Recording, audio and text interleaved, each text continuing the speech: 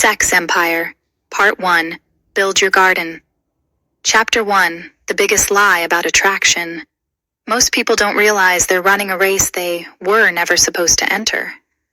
From a young age, we're surrounded by the same message.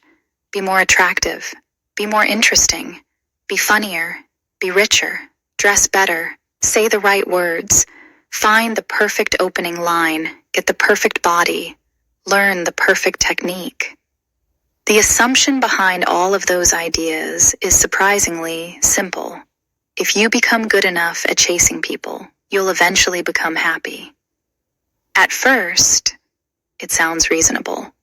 After all, relationships matter, friendships matter, love matters. Human beings were never designed to live completely alone. But somewhere along the way, many people begin organizing their entire lives around one objective, getting someone else's attention. That is where the problem begins. Because attention is unpredictable. Validation is temporary. Approval changes. People change. Life changes. If your entire identity depends on someone else choosing you, then your emotional stability is no longer your own. You have handed it away. For years, I watched this happen everywhere. Schools, universities, workplaces, coffee shops, airports, restaurants, social media, dating apps. The pattern kept repeating itself. The people who spent the most energy chasing attention rarely looked peaceful. They were constantly analyzing messages, waiting for replies, wondering what they had done wrong, changing themselves to become more acceptable. Meanwhile, another group of people seemed strangely different. They laughed easily. They had goals. They stayed busy. They invested in themselves. They genuinely enjoyed their own lives. Ironically, they often attracted more attention without making it their primary mission. At first, I thought it was confidence. Then I thought it was communication. Then appearance. Then money.